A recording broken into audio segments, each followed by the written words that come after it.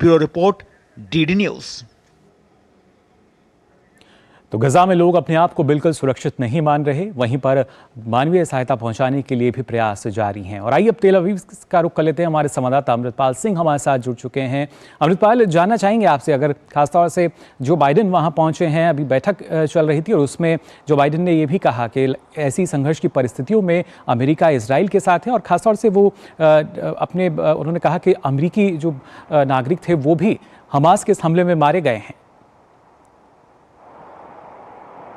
जी बिल्कुल, अमेरिका तो अलाय है ही इजराइल का, और क्योंकि अमेरिकन नेशनल्स भी मरे हैं, तो संभावित है कि जब अमेरिकी राष्ट्रपति यहाँ इजराइल में आते हैं तो इस तरह की स्टेटमेंट्स देंगे।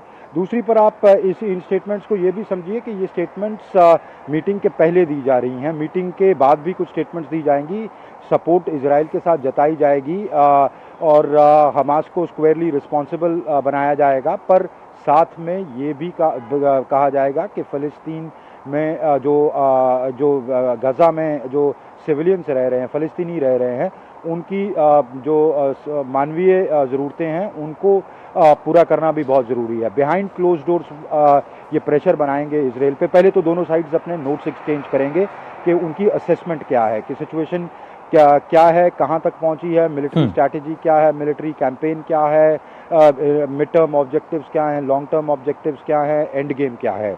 उसके बाद नेगोशिएशन होगी कि कौन कितना कंसीड करने को तैयार है। अमेरिका चाहेगा, शुरू तो वो सीज फायर के दबाव से करेगा, पर वो समझता भी है कि सीज फायर, इजराइल इस वक्त किसी मूड में है नहीं सीज फायर करने के, जब तक उसका मिलिट्री ऑब्जेक्टिव अचीव नहीं हो जाता।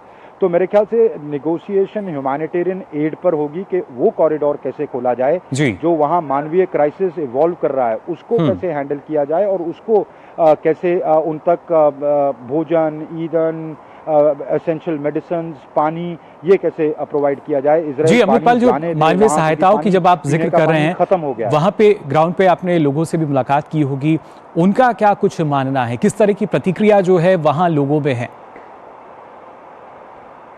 देखिए, मैं तो इजराइल में हूँ। इजरायली स्ट्रीट्स पे तो जितने लोगों से आप बात करो, रेट्रीब्यूशन, रिप्रेजल, रिवेंज का लोगों का इस वक्त माहौल है, क्योंकि उन पर जिस तरह का भयानक अटैक हुआ 7 अक्टूबर को, और उसके बाद लगातार अटैक्स हो रहे हैं। लोग यहाँ हर 30 सेकंड में यहाँ पे एक रॉकेट गिरता है, लोग स्कूल नहीं जा पा रहे हैं, डरे हुए हैं, पोस्ट स्ट्रेस ट्रॉमा में हैं। जी अमृतपाल, बहुत बहुत शुक्रिया आपका। दोबारा आपके साथ और बाकी अपडेट्स के लिए हम जुड़ेंगे। तेल अवीव से हमारे संवाददाता अमृतपाल बता रहे थे किस तरह की जो स्थिति है वो बनी हुई है, और साथ ही साथ अगर देखा जाए, हमास के हमले की चपेट में इजराइल के शहर भी आए हैं। गजा से सटा स्टेरोटा शहर 7 अक्टूबर को हुए हमले का शिकार बना था। इस शहर पर अब लगातार हमले हो रहे हैं। इजरायली सरकार की अपील के बाद कई लोग ये शहर छोड़कर जा चुके हैं। कुछ परिवार शहर छोड़कर नहीं जा रहे हैं। वहीं इजराइल में हमास के हमले में घायल लोगों का इलाज बंकरों में चल रहे अस्पताल में चल रहा है।